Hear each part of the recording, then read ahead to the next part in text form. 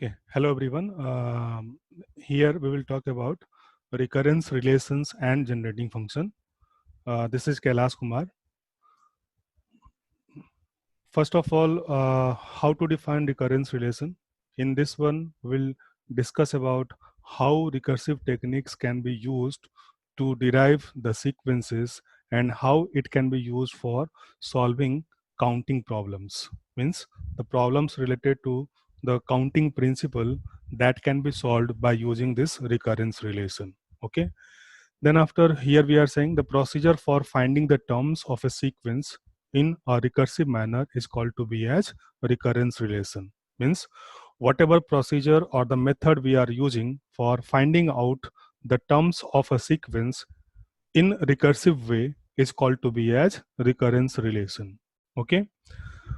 Here we will study the theory of linear recurrence relations and their solutions. And then finally, we will introduce generating functions for solving these recurrence relations. So this is about the introduction part of this recurrence relation and generating function. Okay. So first, let me first of all define what is the recurrence relation. Okay. Here we are saying a recurrence relation is an equation that recursively defines a sequence where the next term is a function of the previous term. Like means here we are saying that the fn means the nth term of the sequence is defined to be as some combination of fi with I less than 1 with I less than n. It means the nth term of the sequence is defined as some combination of its previous terms. Then this is called to be as recurrence relation. For example, the well-known Fibonacci series, as you know, in Fibonacci series, the next term is always the sum of its previous two terms. So that's why the corresponding recurrence relation will be fn equals to fn minus 1 plus fn minus 2. Here, the initial values are f1 and f2 equals to 1. So by this information, we can define any next term of this sequence. Likewise, if we have to calculate f3, then this will be defined to be as f2 plus f1, and that is 1 plus 1, that is 2. Okay, so this is called to be as recurrence relation because here the nth term is defined recursively in terms of previous two values, that is fn minus 1 and fn minus 2. Okay.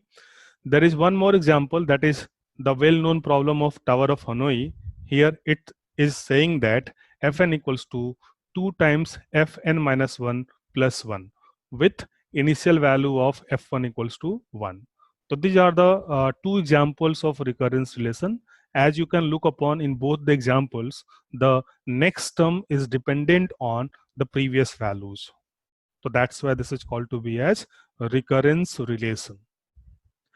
Now, here in the syllabus of this discrete mathematics, we have to talk about linear recurrence relations. Okay, let me define here.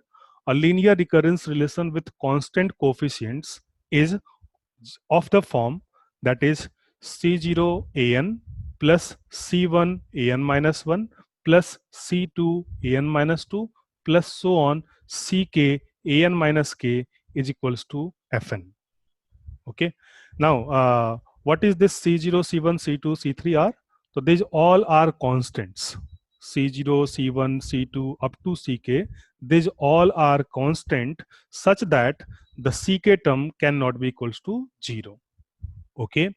Here an denote nth term of the sequence, an minus 1 denote an minus first term of the sequence, and so on. And Fn is any function in terms of n. Okay, so here we are saying Ci is a constant and Ck is not equals to 0. So this is called to be as a linear recurrence relation with constant coefficient. This is general form of the linear recurrence relation. Okay, now from this we can say that it is of order k. Okay, so why we are saying order k? So because the nth term can be represented in terms of previous k elements of the sequence, and that previous k elements are an minus 1, an minus 2, and so on up to an minus k. Okay, so that's why here we can say that an is defined in terms of previous k elements, that is an minus 1 to an minus k. Therefore the order of this recurrence relation is k, and therefore we can define the order of any recurrence relation is the difference of highest and lowest subscript of a. Okay, so in this general form you can say the highest subscript is n, and the lowest subscript is n minus k, and therefore the difference is k. So that's why this is a recurrence relation of order k. So we have defined the order to be the difference of highest and lowest subscript of a. In the same way we can define the degree of a recurrence relation. The degree of recurrence relation is defined to be as the highest power of AIs. Okay, so and there is one more term here. We are saying a recurrence relation of degree 1 is called to be as linear recurrence relation. Okay, so whenever the degree of a recurrence relation is 1, then it is called to be as linear recurrence relation. Otherwise it is known to be as non-linear recurrence relation. So therefore in the syllabus of discrete mathematics we will talk about linear recurrence relations. Okay, so linear recurrence, in case of linear recurrence relation, every subscripted term ai's occurs to first power. What it means? It means it will not contain the terms like an square, an cube, an into an minus 1, etc. Whatever terms we are including, that all will have a power of 1. Okay, every subscripted term will have a power of 1. So that's why that will be a recurrence relation having degree 1, and that is known to be as linear recurrence relation. Okay, there is one more term that is called to be as homogeneous recurrence relation. Now what is this homogeneous recurrence relation? Here we are saying this is the general form of any recurrence relation, that is C0 an plus C1 an minus 1 plus C2 an minus 2 plus so on up to Ck an minus k equals to Fn. This is the general form of any linear recurrence relation. Okay, now we are going to define that if Fn is identically 0, if this Fn part become 0, then this is known to be as homogeneous recurrence relation. Okay, if this Fn part is 0, then we can say this is called to be as homogeneous linear recurrence relation, and otherwise it is known to be as sorry, non-homogeneous recurrence relations. Okay, so whenever in any recurrence relation, if this Fn part is 0, that means there are no terms except the multiples of ai's, then that recurrence relation is called to be as homogeneous recurrence relation, and otherwise it is known to be as non-homogeneous recurrence relation. Let me take one example. Here we are saying an equals to 2 times an minus 1 plus 3 times an minus 2. Now, first of all, this is a linear recurrence relation because the degree of this one will be 1. Why it is 1? Because the power 2 an, the power 2 an minus 1, and the power 2 an minus 2 all are 1. That's why this is a linear recurrence relation of degree 1. Okay. Now, if we have to define the order of this recurrence relation, so here the order will be the difference of highest and lowest subscript of ai. Okay, so here highest subscript is n and the lowest subscript is n minus 2, and that's why the difference is 2.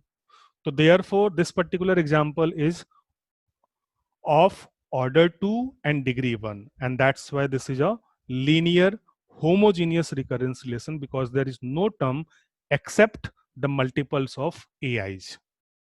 Okay, in the same way, suppose we are taking this example, an equals to an minus 1 plus n plus 5. This is again a linear recurrence relation. This is linear recurrence relation because here the degree is 1 because the power 2an and the power 2an minus 1 both are 1. And if we talk about the order of this recurrence relation, the order will be the difference of n and n minus 1, that is again 1. So that's why we can say this is a linear recurrence relation of order 1 and degree 1. Now this is non-homogeneous recurrence relation because here there is a term n plus 5 which is not a multiple of any ai. Okay, here there is a term of n plus 5 which is not a multiple of any ai. वो ना तो an का multiple है और न ही an minus 1 का multiple है. So that's why this is an example of linear non-homogeneous recurrence relation of order 1 and degree 1.